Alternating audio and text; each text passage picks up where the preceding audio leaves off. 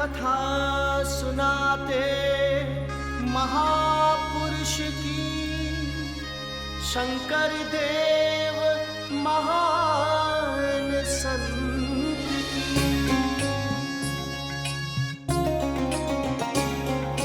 महापुरुष श्रीमंत शंकर देव की कथा है, अमृत वचन सुनाते शंकर देव ने कहा है। कोटि जन्म जन्मांतर जिसके महापुण्य संचित होंगे, वही कदाचित मनुष्य कुल में भरत भूमि पर आएंगे। अपनी आयु के साथ साथ श्रीमंत शंकरदेव के द्वारा समाज जागरण की नई नई विधाओं के निर्माण करने की मात्रा भी बढ़ती जा रही थी। तत्कालीन राजनीतिक स्थिति के कारण उनके जीवन में अस्थिरता भी बढ़ रही थी। एक स्थान से दूसरे स्थान पर जाकर भक्ति आंदोलन के सहारे जन जागरण करना उनके जीवन का एक लक्ष्य बन गया। उसी काल अवधि में राजा नर नारायण के सेनापति चीला राय ने मुगलों से युद्ध कर उन्हें ब्रह्मपुत्र के इस पार आने से रोका। पूर्वोत्तर भारत ही भारत का वह हिस्सा था जो कभी भी मुगलों के कब्जे में नहीं गया। वैष्णव मत के प्रचार से धर्म एवं कर्तव्य का जागरण तथा भारत को पुण्य भूमि के रूप में देखने की दृष्टि के कारण भारत भक्ति से ओतप्रोत चिंतन तथा वैसा ही आचरण उनकी सबसे बड़ी विशेषता थी। नामघर में सब ठीक तो है ना? जी गुरुदेव, नामघर में सब ठीक है। तोले में किसी को कष्ट तो नहीं हुआ है ना? नहीं गुरुदेव, सब ठीक है। आप इन सब चीज़ों का ध्यान रखिए। जी। मैं ये भार आपको सौंपता हूँ। प्रणाम गुरुदेव। आयुष्मान भव। तुम्हें इतने दिनों बाद देखकर प्रसन्न हुई। हरि कहाँ है? मुझे क्षमा करे गुरुदेव, मुझे क्षमा करे। मैं पूरी रूप से असहाय था।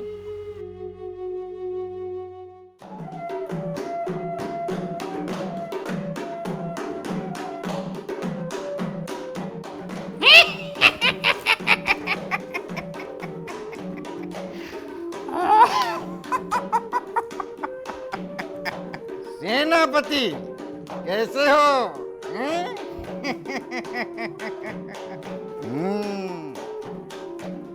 बैठ जाओ।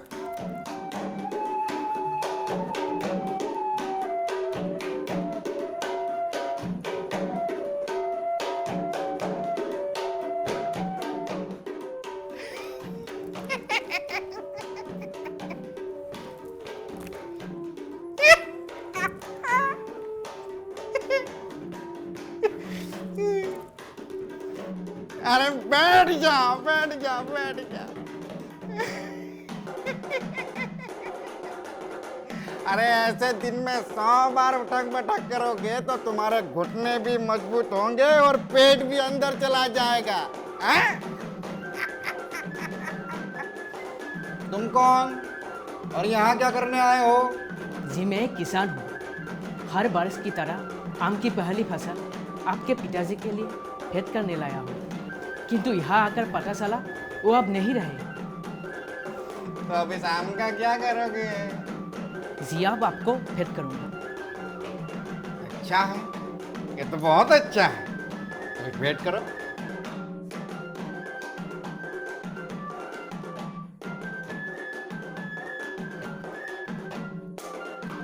ये तो बहुत स्वादिष्ट है। तुम्हारी भेंट हमने स्वीकार की। हैं? अरे आ जाओ, आ जाओ, ले जाओ।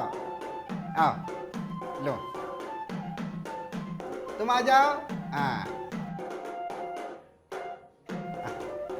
जल्दी आ।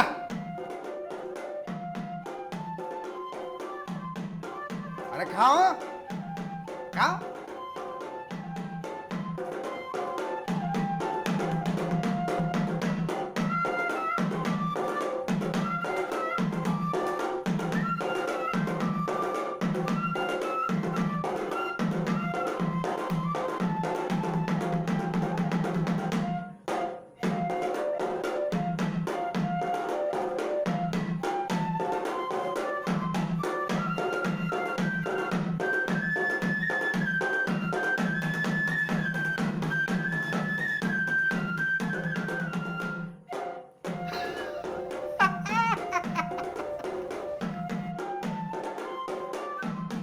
तुम लोगों को नहीं दूंगा, क्योंकि तुम लोगों को शक्कर की बीमारी है।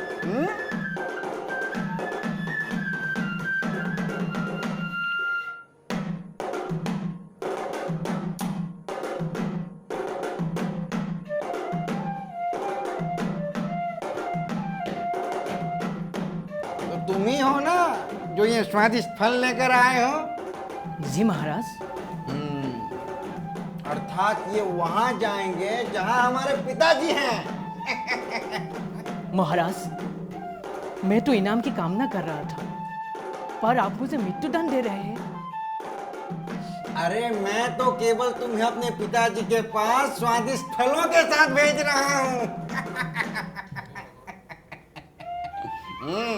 नहीं नहीं, इस प्रकार तो उनके प्राण चले जाएंगे, मैं विधवा हो जाऊंगी।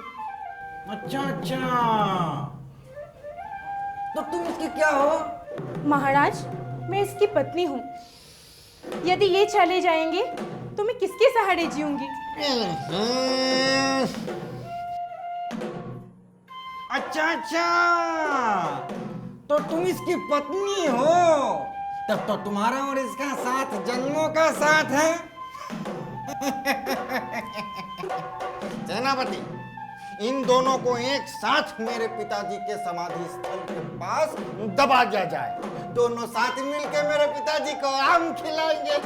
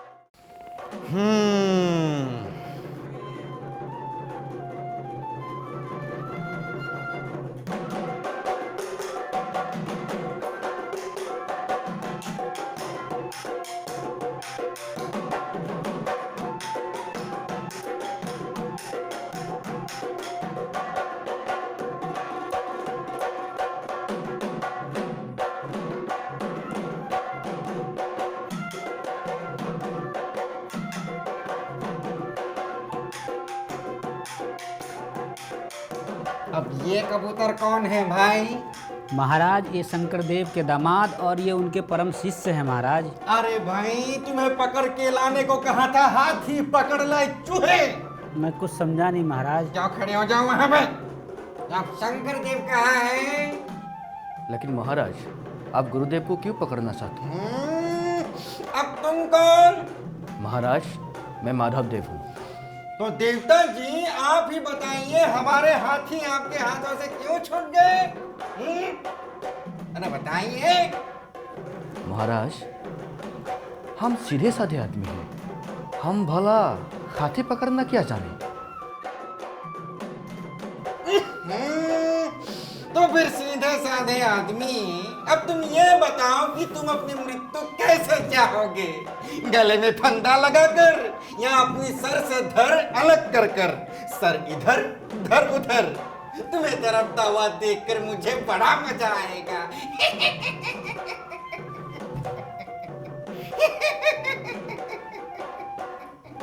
महाराज, मैं बैरागी ब्राह्मण हूँ और दीक्षा के उपरांत मैं साधु का समान रहता हूँ, और साधु जीवन मृत्यु से ऊपर होते हैं। हमारे गुरुजी ने कहा है, जिसने जीवन दिया है वही जीवन ले सकता है। आप तो मात्र माध्यम हैं। महाराज, मेरे आपसे प्रार्थना है कि आप इस बैरागी का वध ना करें, इससे आपको ब्रह्म हत्या का पाप लगेगा। तो ठीक है, इन बैरागी के सामने शंकर देव के जमाई का वध कर दो और इनको कारागार में डाल दो।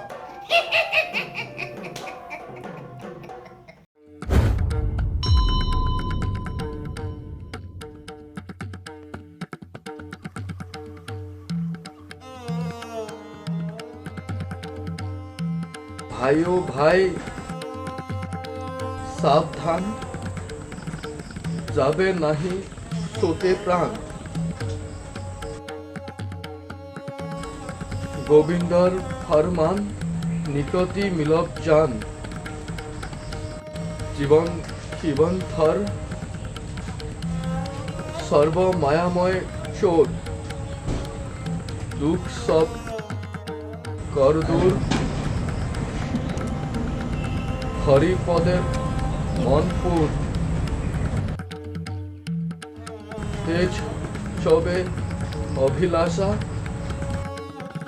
दूर करा मोहे पासा।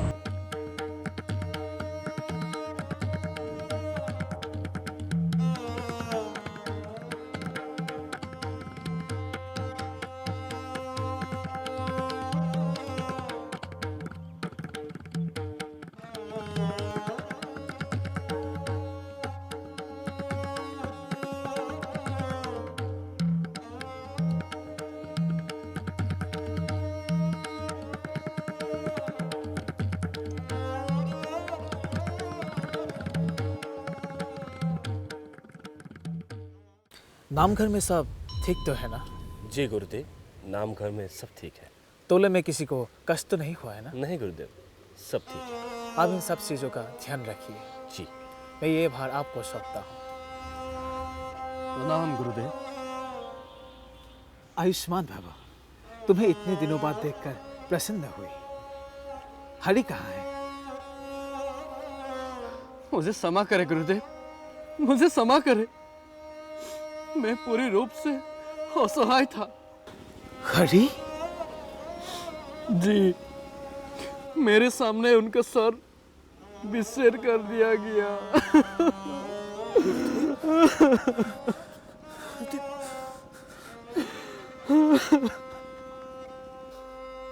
हरि बोल, हरि बोल, हरि बोल, हरि बोल, हरि बोल, हरि बोल, हरि बोल, हरि बोल, हरि बोल, हरि बोल।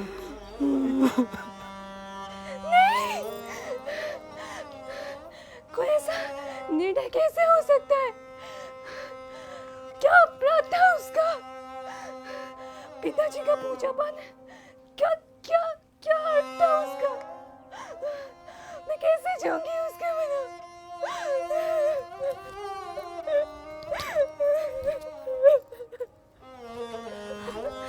शांत शांत, यही स्त्रियों की विडंबना है। पहले पिता, फिर पति और बाद में पुत्र पैदा हुई तो किसी ने दबे गले आकर कह दिया लक्ष्मी आई, और फिर अपमान और सेवा सेवा। शांत शांत।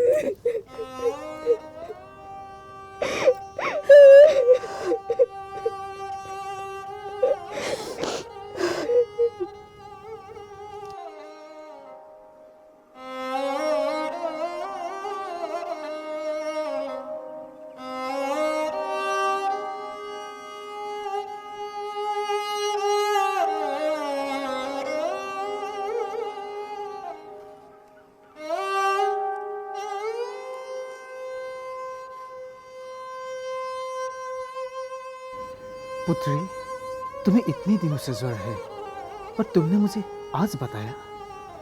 जी, मुझे लगा मामूली सा ज्वर है, ठीक हो जाऊंगी। इसी जलवायु ने रुक्मिणी की प्राण ले ली थी और बहुत सारे तोले वालों की भी मृत्यु हो चुकी है। यहाँ तक कि वैद्यराज जी की माता भी कालग्रस्त हो गई। सब विधि का लेखन है। इनकी माथा तो बहुत ज्वर है। जगतानंद जी, आप शीघ्र ही किसी वैद्य को बुलाइए। जी, मैं हाथी से वैद्य को बुला के लाता हूँ।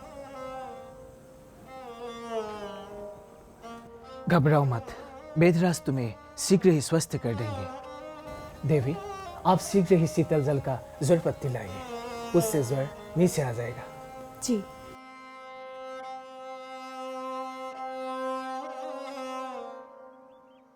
धर्म प्रसार में व्यस्त रहने के कारण मैं तुम्हारी उचित चिकित्सा नहीं कर पाया, किंतु अब ऐसा नहीं होगा।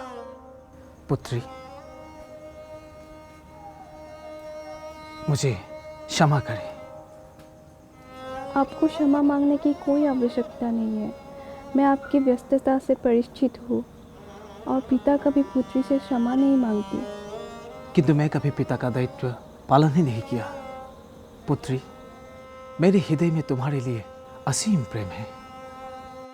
मैं जानती हूँ आपके ये आंसू मेरे प्रति प्रेम का प्रकट कर रहे हैं। आप जिससे पिता की पुत्री होना मेरे लिए पर्याप्त है। धन्यवाद आपने इस पिता के उद्गारों को समझने के लिए।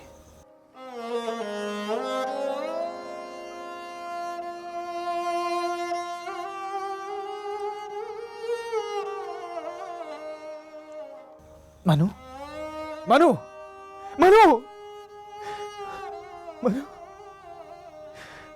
मनु, मनु, मनु, मनु,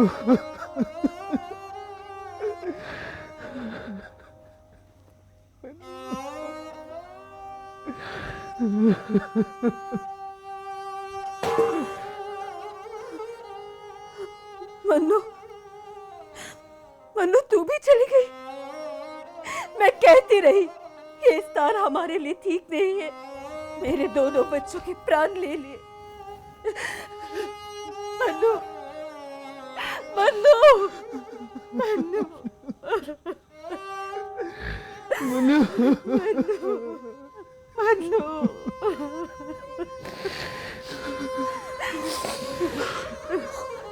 हरि बोल, हरि बोल, हरि बोल, हरि बोल। मनु, कुंजा, हरि बोल, हरि बोल।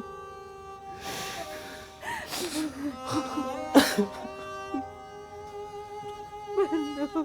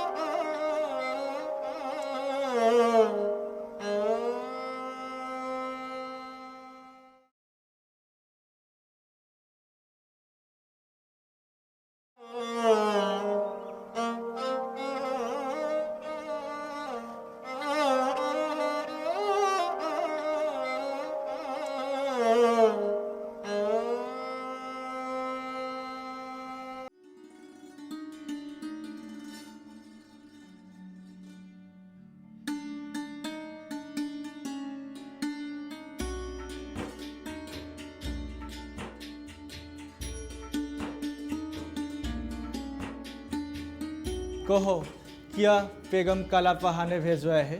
आपका इकबाल बुलंद हो। हज़रत कलीमुद्दीन ने आपके हुजूरों में खबर भिजवाई है कि उन्होंने कचारी और आहुम राज्यों पर फतह हासिल की है और वहाँ के खजाने को आपके लिए पेश किया है।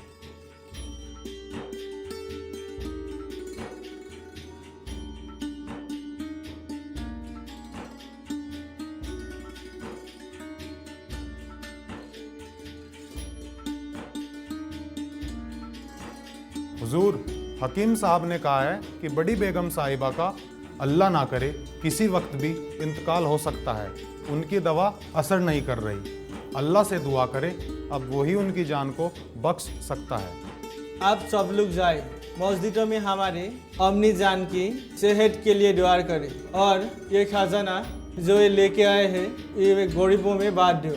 ये ऐलान कर दो, जो हमारे अमित को ठीक करेगा उसे इनाम मिलेगा। इन सब लोगों को आप लेके जाओ।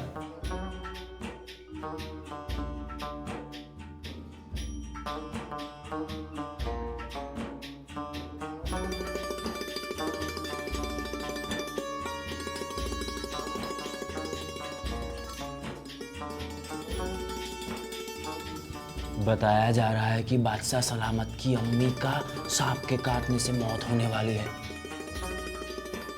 अरे धीरे बोल, सुना है दीवारों की भी कान होती है। अगर वो जन्नत नसीब हो गई तो बादशाह सलामत जाने रियाया पर क्या खौफ उठाएगा। ऐसा भी तो हो सकता है कि वो बोल दे कि सभी सांपों को पकड़कर मार दे, या जितने भी कैदी या अपराध करने वाले लोग हैं उनको सांपों से कटवाया जाए, ऐसे वो भी जहन्नम रवाना हो जाए। क्या बादशाह की अम्मी सांप के काटने से मरने वाली है?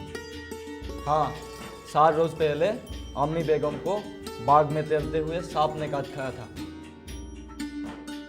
और लगता है सही हकीम की सारी हिकमत धरी रह गई। बादशाह सलामत को कहो कि उनकी अम्मी का इलाज मैं कर सकता हूँ। अरे क्यों जान देना चाहते हो? जो थोड़ी सी सांसें बची है वो भी खत्म हो जाएगी। अगर उसकी अम्मी ठीक नहीं हुई तो उसकी सांस रुकते ही तुम्हारा सिर धड़ से अलग कर दिया जाएगा। मैं सांप के कांटे का इलाज बखूबी जानता हूँ। मैं उनको ठीक कर दूंगा, और नहीं कर पाया तो बेशक गर्दन उड़ा देना।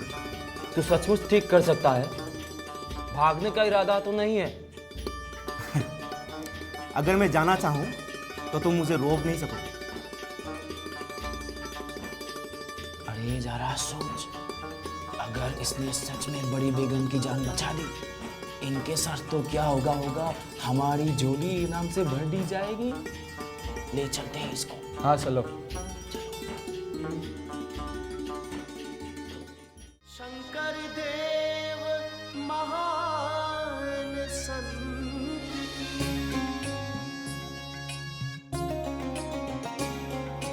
महापुरुष श्रीमंत शंकर देव की कथा है। अमृत वचन सुनाते शंकर